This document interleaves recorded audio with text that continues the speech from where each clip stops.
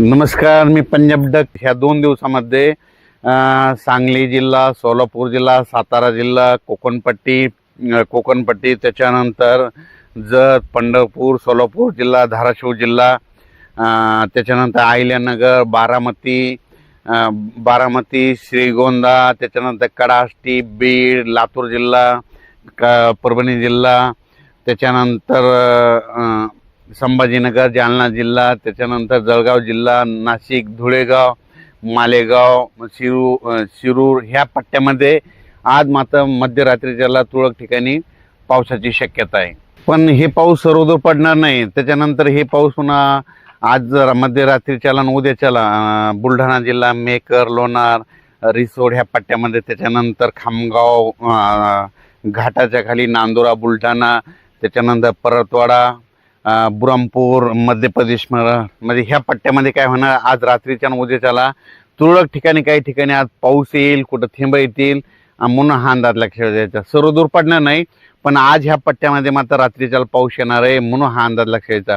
उद्याच्याला तो पाऊस पुन्हा पुढं सरकत जाईल, पुन्हा मध्य प्रदेशकडे जाईल आणि पुन्हा पश्चिम विदर्भाकडे अकोला, अमरावती, वर्धा, नागपूर, भंडारा त्या पट्ट्यात जाईल म्हणून हा अंदाज लक्षात यायचा.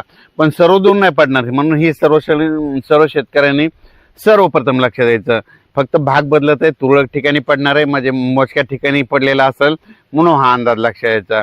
त्याच्यानंतर इकडं अहिल्यानगरकडे शिर्डी, त्याच्यानंतर आता बारामती ह्या पट्ट्यात देखील काय होणार आहे, आज मध्यरात्रीचा चांगले थेंब देखील येणार आहे. वीट उत्पादकांना सांगू इच्छितो, तुम्ही दुपारनंतर तुम्ही तुमच्या विटा झाकून घ्या.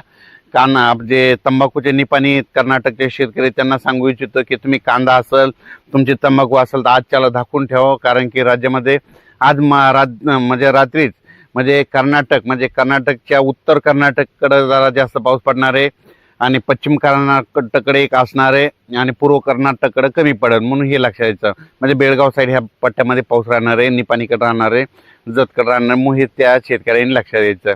त्याच्यानंतर क्रूडवाडीला देखील पाऊस पडणार आहे म्हणून हे देखील लक्षात द्यायचं. पण राज्यात सांगायचं झालं तर हा पाऊस सर्वदूर नाही, फक्त मी म्हटलं होतं वातावरण खराब होणार आहे आणि काही ठिकाणी पाऊस पडणार आहे म्हणून सर्वप्रथम हा अंदाज लक्षात द्यायचा.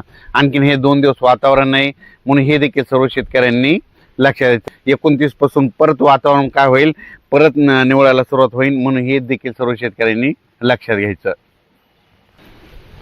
तर आज तुम्ही पाहू शकता, जर तुम्ही कुठं बाहेर वातावरणात गेले असाल तर बघा आज पुरेकून वारे येतील. पुरेकून जोराजोरानं वारे आले, वावटूळ आली की समजायचं असं या 2-3 दिवसात पावसाचं वातावरण नाही म्हणून हे निसर्गावर पिकवतं. म्हणून द्राक्ष शेतकरी असो, तूर उत्पादक शेतकऱ्यांना सांगू इच्छितो की तुम्ही काय करा, आज तुमच्या जर पेंड्या हे असतात तर त्या झाकून ठेवा. कारण की कांदा शेतकऱ्यांनी कांदा देखील झाकून घ्या. कारण की आज रात्री त्याला बऱ्याच भागामध्ये तुरळक ठिकाणी पाऊस पडणार आहे, सर्वदूर पडणार नाही म्हणून हा अंदाज लक्षात यायचा. परत एकदा सांगतो, कर्नाटक, निपाणी, कोल्हापूर, सोलापूर, सांगली, सातारा, त्याच्यानंतर पुणे जिल्ह्यामध्ये जुन्नर, त्याच्यानंतर बारामतीला बी पाऊस पडणार आहे.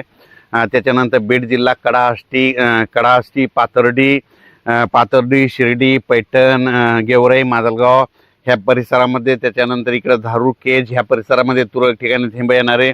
त्याच्यानंतर तो पाऊस जालन्याकडं, सिल्लोडकडं, संभाजीनगर, त्याच्यानंतर मालेगाव, नाशिक, सटाणा, त्याच्यानंतर नंदुरबार जिल्ह्यात देखील तुरळक भागात, त्याच्यानंतर जळगाव जिल्ह्यात पारोळ त्या भागात देखील पडणार आहे.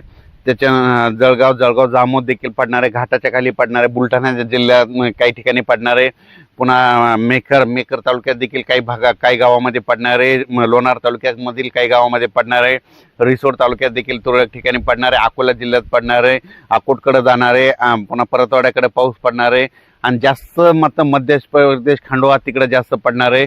मध्य प्रदेशमध्ये मात्र गारपीट होणार आहे म्हणून मध्य प्रदेशचे शेतकरी जे सीमालगतचे जे ऐकत असेल तर त्यांनी हा अंदाज लक्षात घ्यायचा.